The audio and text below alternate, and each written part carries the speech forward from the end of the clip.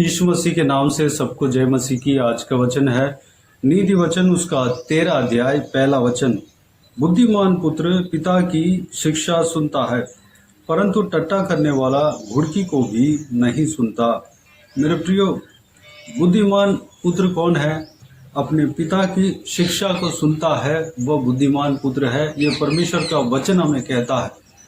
अपने पिता के स्थान में जो भी है उनके शिक्षा को सुनना है, उनके शिक्षा को सुनकर ग्रहण करना है, उनके बातों को हमें अमल करना है। सबसे बड़ा पिता हमारे स्वर्ग पिता है, जो हमारे परमेश्वर प्रभु यीशु मसीह है, यहोवा परमेश्वर है, पवित्र आत्मा है। उनके बात को हमें सुनना है। हमारा परमेश्वर जिंदा है, जीवित है। वह हर एक कार्य में हमें अगुवाई करता है।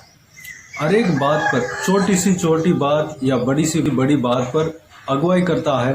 उनके बात को सुनकर उस बात के अनुसार हमें चलना है, क्योंकि हमारा प्रथम पहला हमारे मुख्य पिता वही है, जो कि हमने देखा हमारा यहोवा परमेश्वर प्रभु यीशु मसीह पवित्र आत्मा, तीनों एक ही है लेकिन अलग अलग जगह पे कार्य करते हैं। हमारा खून के रिश्ता वही है। इस धरती में जो पिता है, वह जब तक हम इस धरती में जिंदा रहेंगे या हमारा पिता जिंदा रहेंगे, तब तक हमारा पिता बने रहेंगे। लेकिन हमारा प्रभु यीशु यहोवा परमेश्वर और पवित्र आत्मा हमेशा के लिए हमारा पिता है।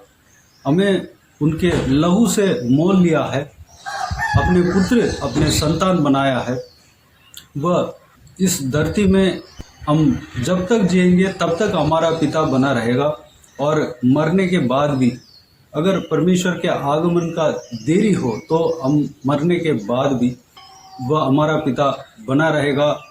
अगर परमेश्वर के आगमन हमारे मरने से पहले आ जाए, हमें उठाकर ले जाएगा और स्वर्ग में हमारे पिता बना रहेगा। वह हमेशा के लिए हमारा पिता है। सबसे प्रथम स्थान उन्हीं का है मेरे प्रियो। इसलिए हमारे पिता के शिक्षा को सुनना है, उसको अमल करना है। दूसरी बात, जो टट्टा करने वाला है वह गुड़की को भी नहीं सुनता, डांट को नहीं सुनता, ताड़ना को नहीं सुनता। वह हमारे पिता या हमारे बड़े बुजुर्ग हमें सुधारने के लिए कुछ कहते हैं तो नहीं सुनता। उस तरह की व्यक्ति को परमेश्वर का वचन कहता है टट्टा करने वाला, निंदा करने वाला, दूसरों को तुच्छ जानने वाला। हमें ऐसा नहीं बनना है। हम बुद्धिहीन मनुष्य नहीं बनना है, बल्कि बुद्धिमान व्यक्ति बनना है। बुद्धिमान व्यक्ति कौन है? जो बड़ों को इज्जत देता है, जो बड़ों का बात मानता है, बड़ों के आदर करता है, बड़ों के बातों के अनुसार चलता है, वो बुद्धिमान व्यक्ति है। यह परमेश्वर का वचन कहता है। अगर आज के दिन से पहले जो इस वचन को हम देख रहे हैं, इससे पहले हम इस वचन के खिलाफ अगर हम कुछ किया हो, या इस वचन के खिलाफ यानी कि परमेश्वर के खिलाफ हम पाप किया हो, तो आज के दिन में अपने आप को परमेश्वर के उपस्थिति में समर्पित करें। आइंदा ये पाप नहीं होना चाहिए, उसके लिए अपने आप को परमेश्वर के हाथों में समर्पित करें। इस वचन के अनुसार चलने के लिए, हम बुद्धिमान बनने के लिए, बड़ों का आदर करने के लिए, बड़ों का गुड़की को, ताड़ना को सुनने के लिए, बड़ों का जो शिक्षा को सुनने के लिए हम अपने आप को परमेश्वर के हाथों में समर्पित करें। उसको अमल करने के लिए परमेश्वर के हाथों में समर्पित करें। और जो सबसे हमारा प्रथम पिता, सबसे मुख्य पिता, हमारे आत्मिक पिता, हमारे शारीरिक पिता, जो यहोवा परमेश्वर प्रभु यीशु मसीह पवित्र आत्मा, उनके शिक्षा को, अगुवाई को, ताड़ना को सुनने के लिए, ग्रहण करने के लिए अपने आप को परमेश्वर के हाथों में समर्पित करें। आइए हम प्रार्थना में जाएं। प्यारे पिता, दयालु परमेश्वर, आपको धन्यवाद देता हूं आज के हिसाब के बहुमूल्य वचन के लिए। आपको धन्यवाद देता हूं परमेश्वर, बीते दिनों में हमें संभाला, बचाया, सुरक्षित रखा। आपको धन्यवाद देता हूं आज के दिन में जो आपने आपके वचन के द्वारा हमसे बातें किया, उस सारे बातों के लिए आपको धन्यवाद देता हूं परमेश्वर।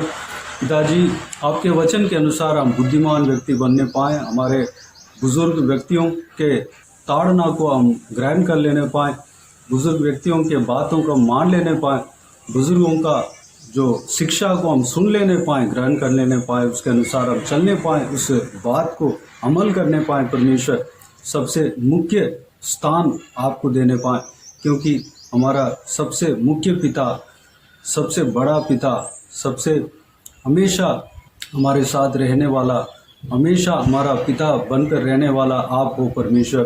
पिताजी, आपके ताड़ना को, आपकी शिक्षा को, आपके अगुवाई को हम ग्रहण कर लेने पाएँ परमेश्वर, आपके अगुवाई के अनुसार हम चलने पाएँ, अनुग्रह देना। आप जो भी बोलते हैं उसके अनुसार हम चलने के लिए अपने मन को, अपने हृदय को तैयार करना परमेश्वर, में चलाना पिता। धन्यवाद। आज से पहले परमेश्वर, जो भी इससे पहले, इस वक्त से पहले जो भी हमसे भूल हुआ, हमसे गलती हुआ, हम अपने शारीरिक बातों के हिसाब से हम जाकर परमेश्वर आपके खिलाफ अगर पाप किए हो तो हमें माफ़ करना, क्षमा करना परमेश्वर। पिताजी, आने वाला समय में आइंदा हम उस गलती को, पाप को नहीं करने पाए परमेश्वर, आपके वचन के अनुसार हम चलने पाएँ, अनुग्रह देना। हम टट्टा करने वाला न बनने पाएँ, हम निंदा करने वाला ना बनने पाएँ परमेश्वर पिताजी, बल्कि आपके वचन के अनुसार चलने वाला बनने पाएँ परमेश्वर। कोई बड़े बुजुर्ग हमें गुड़गाते हैं या हमें परमेश्वर ताड़ना देते हैं या हमें शिक्षा देते हैं, तो उस ताड़ना को, उस शिक्षा को, उस परमेश्वर बात को हम ग्रहण कर लेने पाएँ परमेश्वर। धन्यवाद पिताजी, आपके वचन के अनुसार हम चलने पाएँ, अनुग्रह देना। सारे बातों को आपके हाथों में सौंपते हैं। इस वीडियो को देखने वाले हर एक जनों को आपके हाथों में सौंपते हैं। आशीष देना, सुरक्षित रखना, किसी को भी कोई भी कमी घटी ना होने देना, भरपूर आशीष देना। कोई भी जन बीमार हो उनको आपके हाथों में सौंपते हैं, उन्हें छूना, चंगा करना, प्रभु यीशु मसीह के नाम से चंगा होने पाए। अगर किसी को दुख हो, तकलीफ हो, सारा दुख तकलीफ को दूर करना, परेशानी को दूर करना, आंसू को पोंछना। जिनको जो भी तकलीफ हो, कमी हो, घटी हो, परमेश्वर आप जानते हैं, उनका कमी घटी को परमेश्वर पूरा करना पिता, सारा कमियों को दूर करना परमेश्वर, आपके अनुग्रह से भरना पिता। बुजुर्ग व्यक्तियों को आपके हाथों में सौंपते हैं, महिलाओं को आपके हाथों में सौंपते हैं, छोटे बच्चों को आपके हाथों में सौंपते हैं। सभी को सुरक्षित रखना, संभालना, आपके लहू से छिपाना, उनके संग रहना परमेश्वर। धन्यवाद। आपके हाथ हमेशा हर एक के ऊपर बने रहने पाए परमेश्वर, अनुग्रह देना। बाकी सारी बातों को आपके हाथों में सौंपते हैं। सारा आदर, महिमा, जलाल आपको मिलती रहे।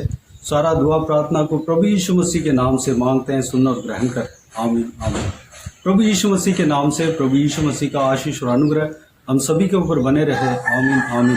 मेरे प्रिय, इस चैनल को सब्सक्राइब करें और शेयर करें। अगर किसी को भी प्रार्थना का विषय हो तो डिस्क्रिप्शन में दिए हुए नंबर पर कॉल करके प्रार्थना करा सकते हैं। हम आपके लिए प्रार्थना करेंगे।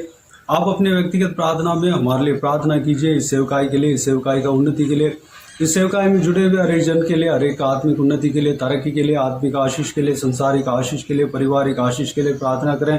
प्रभु यीशु आप सबको आशीष दे। इस सेवकाई के द्वारा परमेश्वर आपके जीवन में कार्य किया हो वो भी हमें बता सकते हैं, ताकि हम सब मिलकर परमेश्वर को धन्यवाद दे सके, महिमा कर सके। प्रभु यीशु आप सबको आशीष दे। आमीन आमीन।